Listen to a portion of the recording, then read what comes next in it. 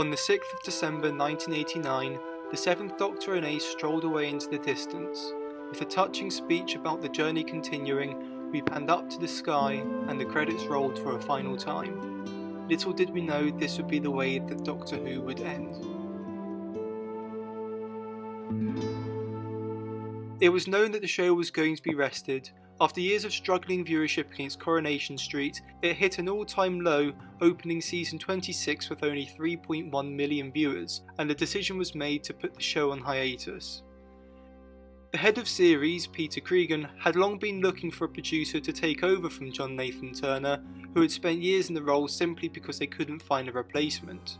We had really decided that this wasn't the programme that it had been, and that if it was ever to have any life again in the future, it needed a long rest. However, I felt very strongly that this was a programme that had been a great programme, a programme that could be still invaluable to the BBC. The show had become seen as a bit of an embarrassment to the producers at the BBC at the time. While Cregan himself was apprehensive about the show, he respected it, and the hiatus was more in order to upgrade the show, to breathe new life into it. Had there been somebody around who was absolutely passionate about the programme, a producer, a writer, who had got a vision of that programme that would actually bring it into a new sort of life, a new world, it could have been an option to actually push that forward at that stage. But I couldn't see anybody there that they were passionate to become involved with Doctor Who. In 1990, the government passed the Broadcasting Act, which required that 25% of the BBC's output be made by third-party independent companies. With competition from high-budget American imports and this new mandate, passing Doctor Who over to a third party would have been ideal. Science fiction would stay at the BBC, if only in the form of the comedy series Red Dwarf, which showed that with developing technology, even on a small budget, decent effects could be achieved to compete with the Americans, largely due to new CGI technology. Doctor Who was cut off at the worst possible time in that regard. Special effects artist Mike Tucker was getting very ambitious at the time and proposed a new TARDIS interior with the console suspended from the ceiling. He also submitted a script for a potential season 28 called Illegal Alien. With Andrew Cartmel looking to move on to script editing casualty, likely to be replaced by Colin Brake, EastEnders script editor at the time, plans for the abandoned season 27 had only reached rough outlines of opening scenes. The season opener would have been Bad Destination, which would have opened with a large model shot of a spaceship where we zoom in and see Ace, captain on the bridge, who then goes back to her cabin to meet the Doctor and says, "I don't think this plan is going to work." Second would have been Thin Ice, a 60s underworld crime story written by Mark Platt featuring ice warriors. This would have been Ace's final story, with her having been built up by the Doctor over the past seasons into being worthy of entering the Gallifreyan Academy to become a Time Lord herself. This is the first possible Ace departure we'll be dealing with in this video. The third serial would have been Action at a Distance by Cartmel himself, which would have introduced us to a new cat burglar companion, who would have been related to the criminals in the previous story. The opening scene would have seen her at a fancy party going to a back room and cracking a safe, only to find a Doctor inside waiting for her. The final serial of the season would likely have been Elixion by Robin Mukherjee, who would have been the show's first non-white writer, that was submitted for season 26 but needed more work. This would likely have been the 7th Doctor's final story after 4 seasons. Speaking to DWM a decade later, they would likely have been looking for a Richard Griffiths type for the 8th Doctor. Richard Griffiths, funny enough, had been in the film with Nail and I. That will come up again later. The first 3 of these stories were later adapted as audio plays by Big Finish, but without Ace's departure and the new companion being named Rain Creevy. The Doctor Who production office closed and John Nathan Turner tendered his resignation on the 31st of August 1990. As you could imagine, fans were livid, even if the media reporting wasn't anywhere near as strong as it had been in 1985. In fact, with its decline in viewership, many people hadn't even realised it had stopped. Oh! Quick, Doctor, this way, danger! I don't like Sylvester McCoy. On the 30th of November, the fandom held their Day of Action, where they did a mass phone into the BBC offices, bringing between 700 and 1,000 angry calls. While it was discouraged to be rude, there was some abuse, and this protest only made the higher-ups of the BBC angrier and killed any discussion of it returning that was happening at the time. Though the BBC still maintained that it was only on arrest, but would not return any sooner than 1992. You would think that would be the worst of it, but no. In 1991, a group of fans filed legal action to sue the BBC for failing in their duty to manage the property. Needless to say, this didn't go anywhere. However, the last vestige of Doctor Who on TV would come in 1990. A short-lived children's educational show, Search Out Science, did a Doctor Who special episode called Search Out Space. The episode had a sketch show feel about it, featuring the Doctor hosting a quiz show with Ace, K9 and a very eccentric guy, I guess he's an alien, called Cedric as contestants. Good evening, sir. I've got a fair idea what the answer is. But I wonder if there's any way of finding out if I'm correct. It had that goofy 90s CBBC air about it, of something that had just been put together to fill in the schedule, but at least it's a fun and educational piece, even if the questions are painfully obvious. What makes summer hot and winter's cold? So obviously, in the winter, it must be further away. Perhaps in the winter the sun gives out less heat. But possums, hear me out. In both those cases, the whole Earth would have winter at the same time. It clearly wasn't made with the intention of fitting into the show's canon at all, and is more an example of the BBC reusing resources. It is rather an oddity in Doctor Who's history, though if you think this is odd, you have no idea what kind of stuff's ahead through the rest of this video. The first sign that Doctor Who was far from dead was the Doctor Who magazine. When a show goes off air, it's usually within 6 months that any associated publications fold. But not the Doctor Who magazine. Continuing to report on VHS or novel releases, fan events and conventions, interview with the people who worked on the show and, of course, reporting on the possibility of a revival, the magazine never folded and is still in publication to this day, though its sales will probably have taken quite a hit. One feature the magazine had was the comics. Dating back to when the magazine was first published in 1979, the comics provided one form of continuation for the show, just like it had run in parallel through the 80s. The show had ended during the run of Nemesis of the Daleks, an iconic comic story that featured Absalom Dak, a conscript Dalek killer with his chainsword. One of the all-time most popular DWM comics, it was later followed by the sequel Emperor of the Daleks. A lot more eccentric than its TV counterpart, the comics made for fun short stories that filled the show's absence in this period, and even took on a flashier design for the TARDIS. There were two types of DWM comics, either one-part frivolous stories that are the definition of filler, such as The Doctor Inventing Conkers, or a big party full of past DWM comic characters where we meet Nick Briggs's Doctor from the audiovisual fan films described as being a future incarnation. But there are also the 3 to 6 multi-part adventures, often written by Andrew Cartmel or Dan Abnett. Some of the time these were sequels to old stories such as The Mark of Mandragora or Final Genesis, though there were also some moody stories like Fellow Travellers or Ravens. These were both written by Andrew Cartmel. One to note is Evening's Empire, that only published the first part before it went into production issues. It was later published in full in the autumn special.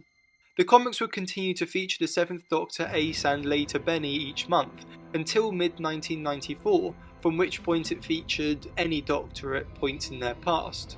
While these comics were always aimed solely at fans, this is the point where you could say they weren't trying to be any sort of continuation. 7 and Ace would return in the most well-known of the comics from this era, Ground Zero by Scott Gray. In 1996, it was the final comic of this period and ended tragically with Ace dying in a Nitro 9 explosion to save the day. For years this was considered the only explanation for Ace's departure.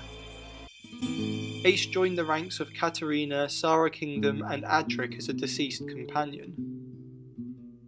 One reason why the DWM comics may have dropped running in continuation of the main series was another popular feature in the magazine. Each month it featured a prologue preceding the next New Adventures novel. After Target books were bought by Virgin Publishing, they realised there were only a few stories left to be novelised, mostly from the Seventh Doctor's era. The last Target novelisations, at least until one's arthritis issues were cleared in 2018, were the David Whittaker Dalek episodes, Power and Evil of the Daleks, in 1993.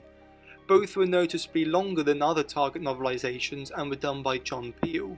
To make use of this new property, Virgin Publishing's fiction editor Peter Darvill Evans managed to acquire the rights to publish original stories, continuing from where Survival left off and was pretty much the closest to an official continuation of the show that we got.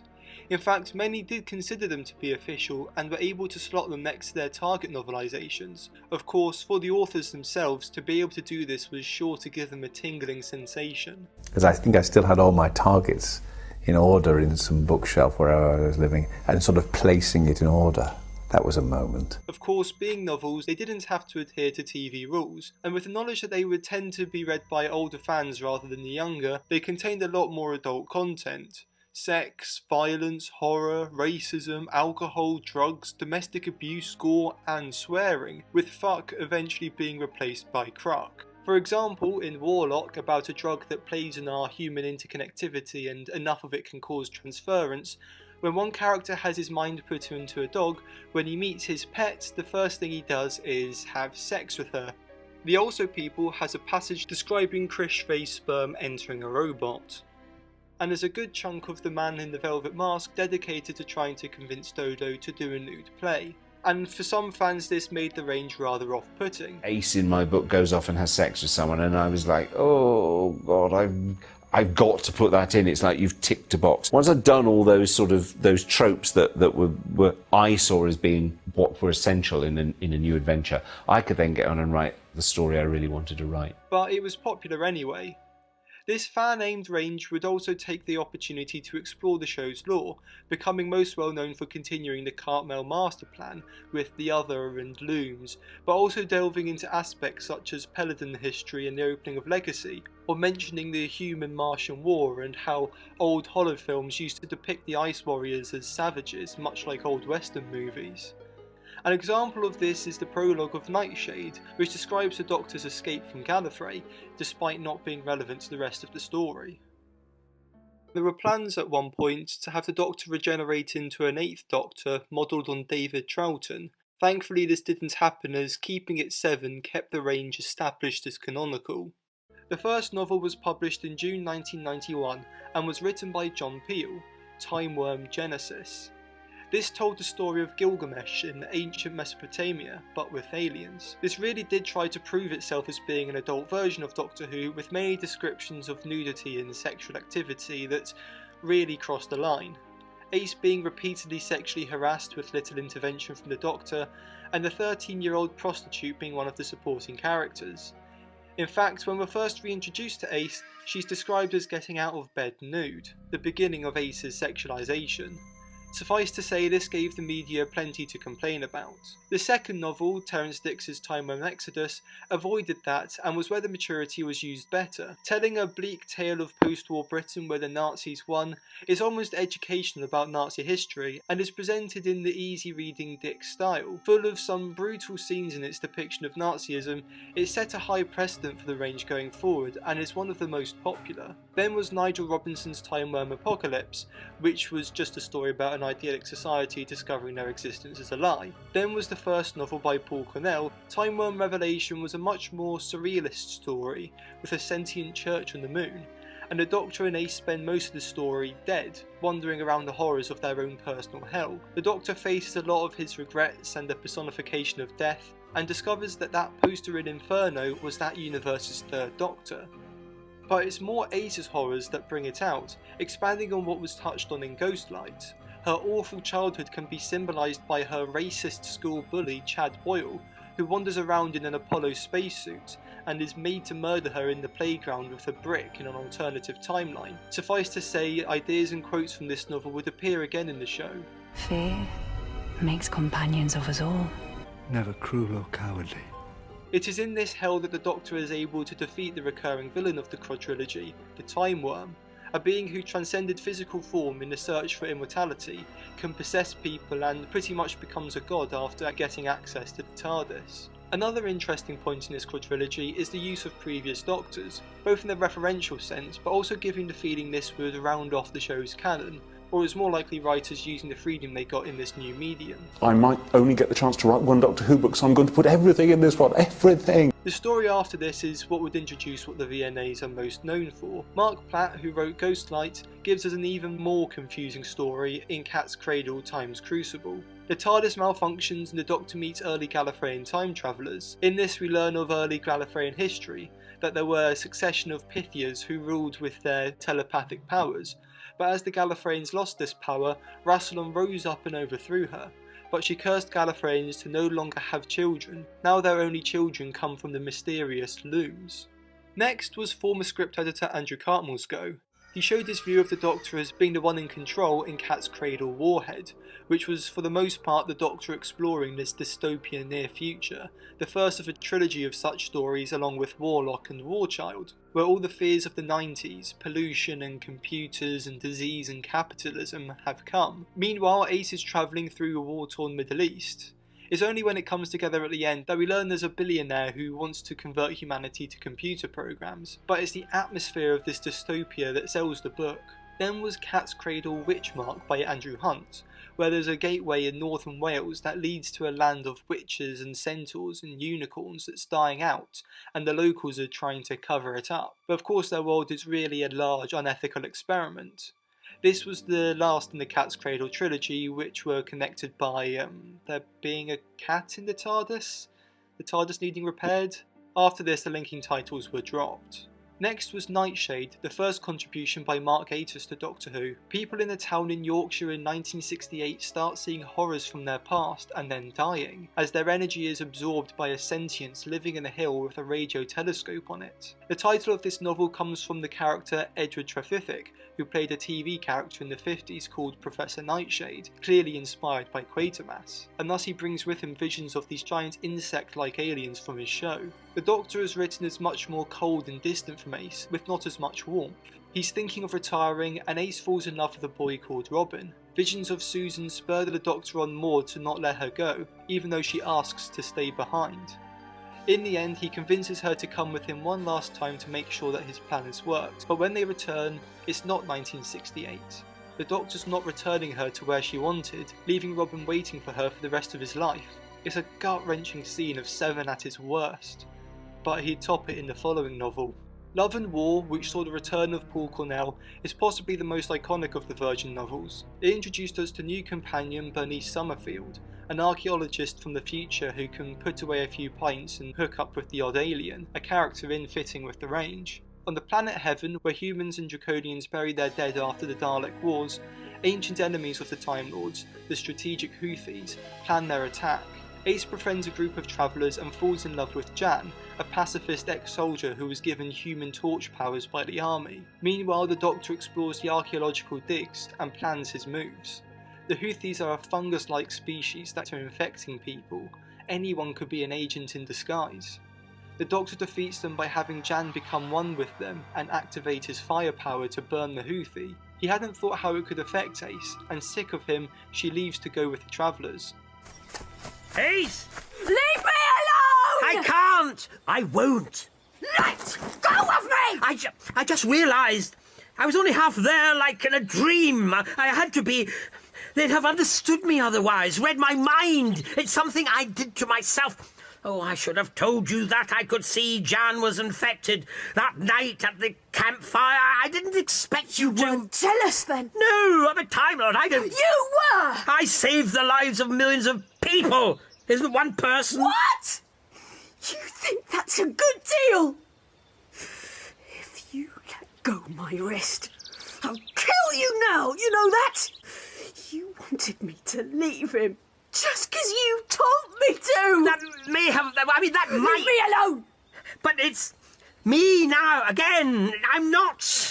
Leave me alone! Benny joins him, but already knows his true nature. With the 20th century being her favourite historical period, her archaeological training would come out best in Sanctuary, the only pure historical, where she falls in love with the atheist Guy de Carnac, who falls to the Spanish Inquisition, and Theatre of War, an intriguing mystery as an expedition excavate an ancient theatre that isn't quite right on the planet on the verge of war. This novel also introduced us to Irving Braxiatel, a philanthropist with a planet-sized archive of all the universe's historical relics and records. Despite only being in expanded media, she'd become the epitome of expanded media companions, and is just as iconic as some of the main show companions. The Doctor Who magazine comics also adopted her, with her first comic appearance being Pure Blood, a Sontaran story with the original Sontarans before the genetic alterations, though we don't get to see much of her in the next novel. By legendary remembrance writer Ben Aronovich comes Transit, about a tube train system that connects the solar system. In the 1997 Doctor Who magazine poll, this novel was voted the worst of the VNAs, and it is frankly incoherent. Aronovich's writing style isn't very descriptive, more being a showcase for futurist ideas such as technology or colloquialisms. It even has to have a glossary at the end, or people with names like Credit Card or Dogface. Its main theme being that evolution is a result of environment, so in a decadent environment, we ourselves become decadent. For the most part, it seems to be people doing things for reasons, and having read it, I cannot tell you why. There are clone Bennies who try to kill the Doctor and a presidential assassination, and yeah. What it is distinct for is introducing Kadiatu Lethbridge Stewart, the Brigadier's great-great-great-granddaughter, though I think most people remember it for the Doctor getting drunk. Also, it's full of sidetracks like this. But after that misstep is The Highest Science by the unfortunate Gareth Roberts. The Doctor and Benny trace the final journey of a disgraced explorer to the planet Scarrat to find the highest science, where they find themselves in a race with a group of humans, most notably the infamous psychopath Sheldakir and the warlike Chelonians, a turtle-like race that view others as parasites. They would return a few times throughout the Virgin novels. With fighting between the groups and within, there's also a kidnapped group of London tube commuters. It's a nice simple story and has some good humour throughout. Next was The Pit by Neil Penswick, which featured the Doctor meeting William Blake. While it contains lore about how the first Gallifreyan time experiments tore a hole in the universe that let in monsters, starting a 1,000-year war that the Time Lords have erased from their history, this one was voted the second lowest, and given we've already discussed the worst, I think we can say that the range tapers off at this point, with releases moving from every 2 months to monthly.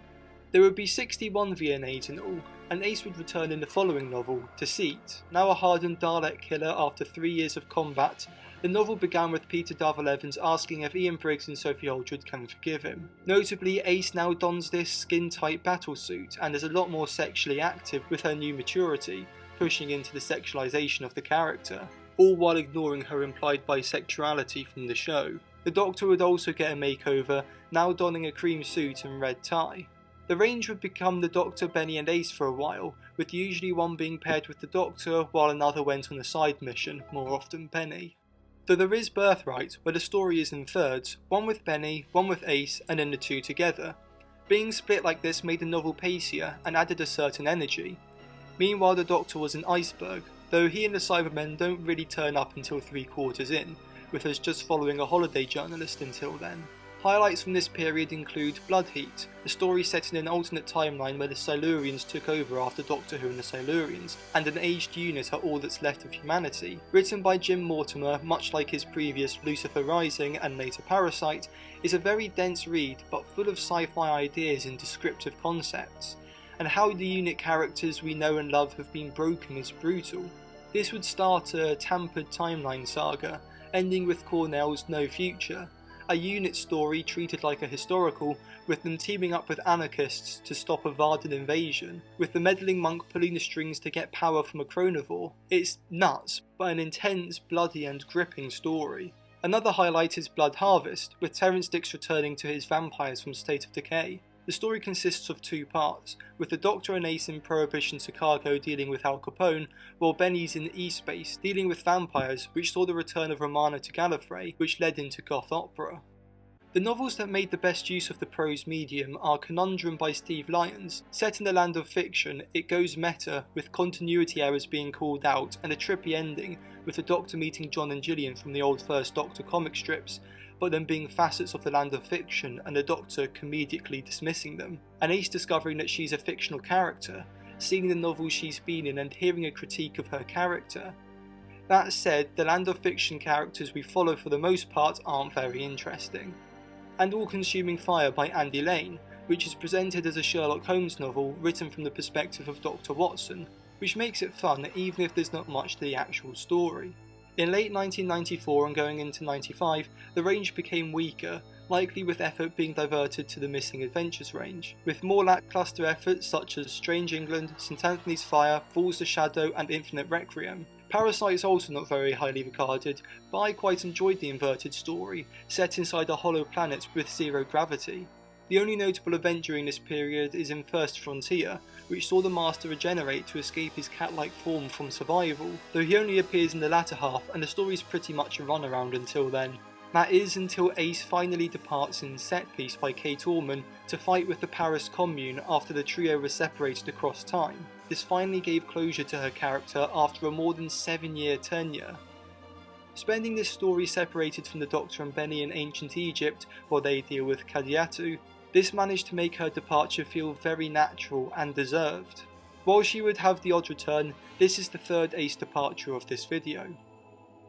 The range would pick up again in mid-1995, most notably with the impeccable fan favourite Human Nature. To escape an alien family called Orbitides, who want his regeneration ability in order to mass reproduce and take over the universe, the Doctor alters himself to become a human and erases his mind, becoming a schoolteacher called John Smith in 1914, acting against the strict punishment and societal expectations, though we still see the brutality of public school through a psychic boy called Tim, who at one point literally gets lynched by his classmates. Benny pretends to be his niece and hides the sphere with the Doctor's mind in it.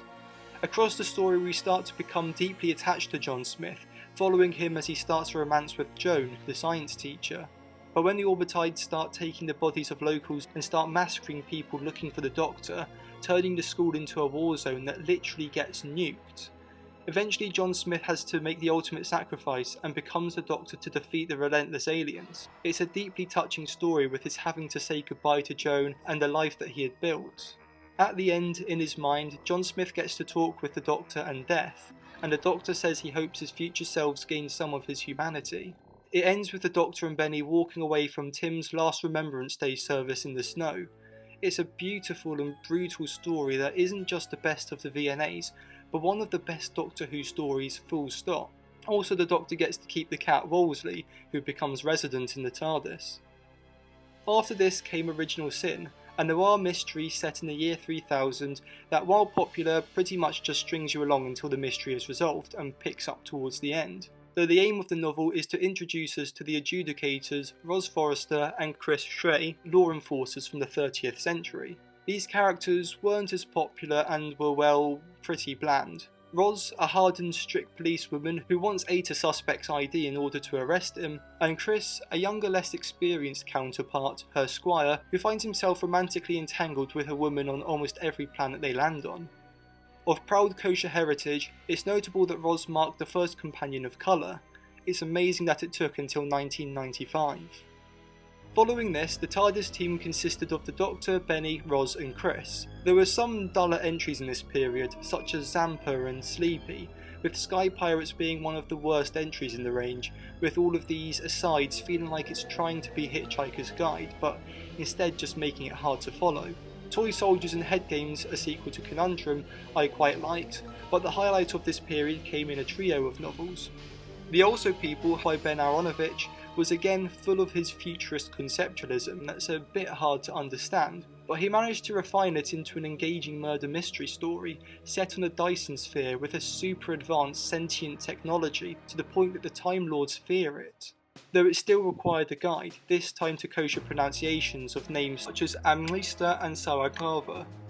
Shakedown, an adaptation of the Reeltime video I'll get onto later, written by Terence Dix. It adds a lot more to the story, adding context and how the Doctor is involved off screen, with only the middle section being the video production. It being a Dix, it's an enjoyable read, though the chapters that are an adaptation feel more bare bones and not quite as immersive prose as the novels usually are. Then was Just War, with the TARDIS crew navigating Nazi-occupied Guernsey as they tried to stop the development of a weapon that would change the course of history. Though this feels like a watered-down Timeworm exodus, it's still an engaging and brutal story, and notably doesn't have any monsters or aliens or villains behind the scenes. It turns out the Nazis developed the weapon after the Doctor happened to mention Owl's sonar to a scientist years earlier. The story Death and Diplomacy, a fairly dull novel but with an interesting B-plot where Benny meets Jason Kane, a 20th century human who was abducted as a child, think Peter Quill, ends with her and Jason getting engaged. This leads into happy endings. The 50th Virgin New Adventure and the last by Paul Cornell, they decided to market with Bernice Summerfield's departure. With contributions by 25 of the Ranger's writers, it saw the return of many characters from across the series. In fact, so many you could get a poster of the wedding photo, and references pretty much all of the 49 previous novels. It tied up what happened to a lot of characters, too many for me to list, but mostly it's just fun seeing all the old favourites back. There's not really a clear single story, but it's an assortment of shorts mixed together like a wedding day, such as an alien v human cricket game or the Master turning up thinking the Doctor's there after him. It's a fun story that was a good way to round off this milestone of the series and see off a fan favourite companion. It also coincidentally came out in May 1996, so is a good point to pause at. After this, it would be the Doctor, Roz and Chris going forward. One highlight of their run wasn't in the Virgin New Adventures, but rather the Virgin Missing Adventures, in a multi-Doctor story with the 5th Doctor, Cold Fusion by Lance Parkin. With the 7th Doctor not appearing much, spending most of the time in the background pulling the strings, after pretending to be an Australian stereotype who's married to Tegan, Chris gets paired with Nyssa, whilst Adric is paired with Roz, giving him some adjudicator armour. Meanwhile, the 5th Doctor and Tegan uncover what's so secret, an ancient half-dead Time Lord they call Patience. After some psychic links with the Doctor, it becomes clear she was banished from Gallifrey for having a natural-born child, not from a loom. But also contradictions from the show about the Doctor's age are highlighted. Inside my mind, searching for secrets from cradle to grave. I have no cradle. I have no grave. I was born at Other's Tide through the loom of the House of Lungbarrow in southern Gallifrey, waiting to be born. Let me tell you, sir, that I am a scientist and I have been for several thousand years. That's more. You left Gallifrey. Why? I was bored. Bored? The Time Lords are an immensely civilized race. We can control our own environment. We can live forever, barring accidents. The Time Lords allowed you to leave. Have you ever thought what it is like to be wanderers in the 4th dimension? Have you? To be exiles? Susan and I are cut off from our own planet without friends or protection. But one day, we shall get back. Yes, one day. These accounts contradict one another. Memories often do. And it becomes clear they were once married. You wear my husband's ring. Yes, so I do. The Doctor had a previous forgotten life in which he was married to Patience. In the end, she's killed by a corrupt adjudicator. The Virgin Missing Adventures were another range of original novels Virgin Publishing did alongside the New Adventures. They featured past Doctors and were designed to be inserted between existing TV episodes. The first was Goth Opera, a 5th Doctor story featuring vampires by Paul Cornell, published in July 1994, that continues on from Blood Harvest. The shortest of the novels and a fan favourite, Cornell hadn't quite polished off how to write these characters, and has said it wasn't his favourite writing experience. Though whilst it falls into simplicity for a vampire story, it's a distilled down enjoyable story. Frequent contributors included Christopher Bullis, David A. McKinty, but most prolifically, Gareth Roberts. While he has some unfortunate personal views that I'm not going to go into here, that will be in a later video, though fortunately that didn't appear in his novels very much. While his latter VNAs weren't great, Roberts was renowned for having a very Douglas Adams style of writing, and his contributions were very popular as a result. Gareth Roberts, who wrote those terrific Tom Baker books, which really do feel like just packed extra-length lots and lots of Tom Baker. Having all of the top 4 of the 1997 poll of Missing Adventures, 3 of which were naturally 4th Doctor and Romana 2, as his work fitted best with season 17. For the most part, this range consisted of stories either not good enough for the New Adventures or that are trying to be like past eras of the show. Whilst not going into parody, it's difficult to capture these past eras and distinctive characters, and for the larger part wasn't as genuine, at some points feeling very exaggerated, such as in Invasion of the Cat People where Polly's repeatedly called a bimbo. or in Burning Heart, with the newly regenerated 6th Doctor being overtly callous and rude. Whilst it's nice to have more of your favourite characters, these paled in comparison to the original stories. Though don't get me wrong, it was still a good range and had its good points. I already mentioned Robert's contributions, Romance of Crime, English Way of Death, The Plotters and The Well-Mannered War, but some personal favourites of mine included Change of State, Dancing the Code, Empire of Glass and The Sands of Time. The Missing Adventures to me was proper Doctor Who. Doctor Who should be about monsters and fluffy things and maggots. Where The Missing Adventures succeeded was where it filled in the gaps or expanded on original stories. Millennial Rights gave us a 6th Doctor and Mel's story, a trippy sequel to The Web of Fear with Anne Travers that expanded on the lore of the Great Intelligence and hinted at the Doctor and Mel's first adventure as something to do with the Master. This blank period in the 6th Doctor's timeline was also filled with an original companion, Grant Markham, only appearing twice and barely being in his first, Time of Your Life, which misdirected us into thinking someone else would become a companion who then died, and The Killing Ground, a story with time travellers going back to the Cyber Wars that learn firsthand what the Cybermen were like. This story just got the Cybermen right. There was The Dark Path, with the 2nd Doctor encountering the Master, going by the name Koshi, and only adopting the title of the Master at the end of the novel, but most notable was Scales of Injustice. Set after Season 7, it dealt with a resurgence of Silurians, but meanwhile Liz is feeling unsatisfied with her job, that she isn't living up to her academic reputation, and didn't belong in a military setting. Living alone with her guinea pig, she leaves to oversee diplomatic relations between humans and Silurians, giving her the departure that we never saw in the TV series. In the end, the Doctor can't bring himself to show his emotion at her leaving, playing with a caterpillar as she tries to say goodbye. All of these mentioned stories are the top of the range, while the low points included The Menagerie and The Man in the Velvet Mask. There are also some oddities in the VMAs, novelisations such as Downtime and The Ghosts of N-Space, the latter of which being voted the worst of the range in 1997, are also in there, and I'll be getting onto those stories later. But the biggest oddity is Who Killed Kennedy by David Bishop, which isn't listed alongside other VMAs. Clearly based on The Trial of the Assassins and its movie adaptation JFK, it's a Love and Monsters-esque story about a journalist called James Stevens who lives through the events of the unit era of the show and tries to expose their activities. The Daily what?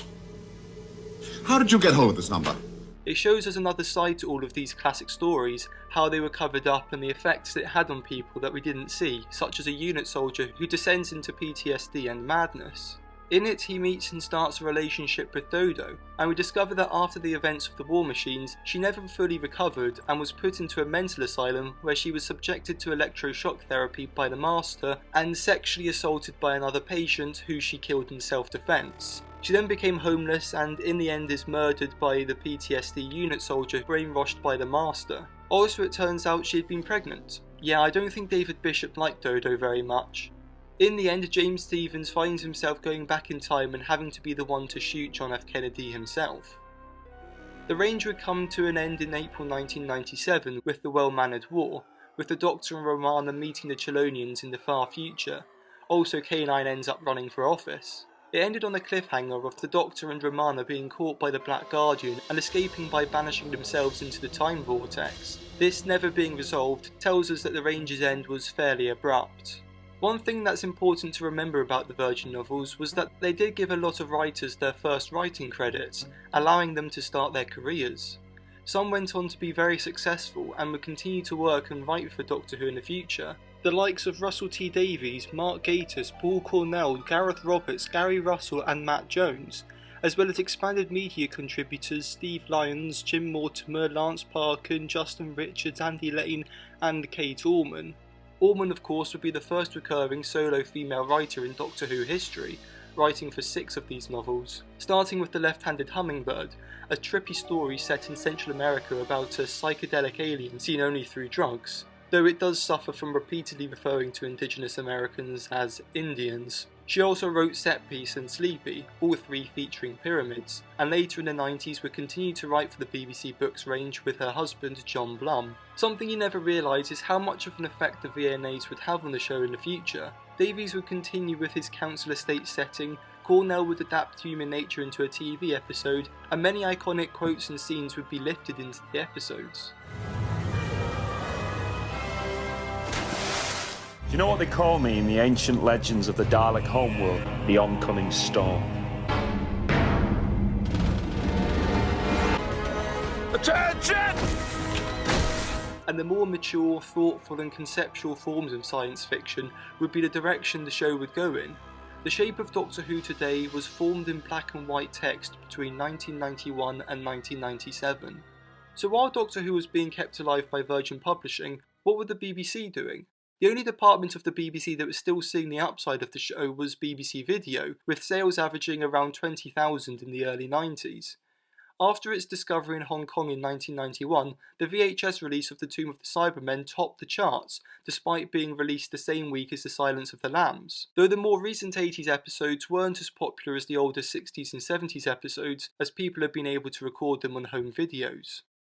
Having long wanted to move into producing soaps, John Nathan Turner was unable to find work after his reputation had been tarnished by his time on Doctor Who, so all he was able to produce were videos, starting with an extended cut of The Curse of Fenric. In June 1991, BBC Video released The Hartnell Years and The Troughton Years.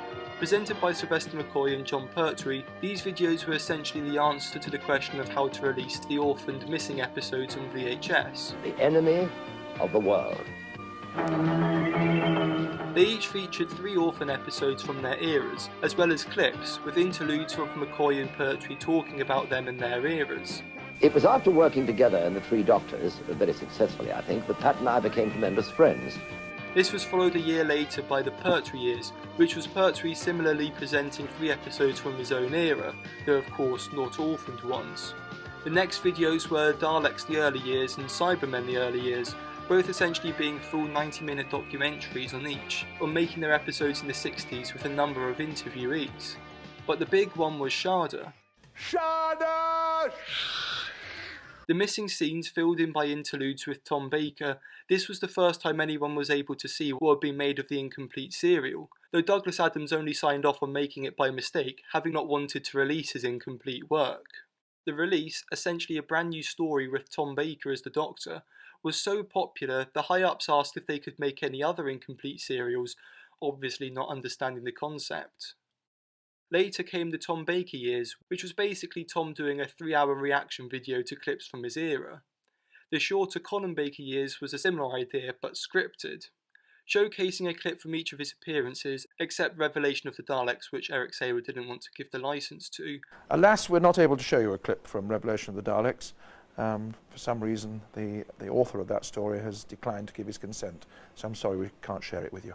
With him giving anecdotes in between. What's interesting about this video is how critical he is of the BBC management in it. What an innocent word hiatus is. It means a brief pause, a kind of gap between exciting things happening. I still don't understand how any organisation decide, seemingly arbitrarily, that a product which attracts the kind of viewers, delight worldwide that Doctor Who has over nearly 30 years now, could be regarded as expendable. Anything that attracts regular audiences of 5 or 6 million people who really want to watch it, I think is certainly worth watching.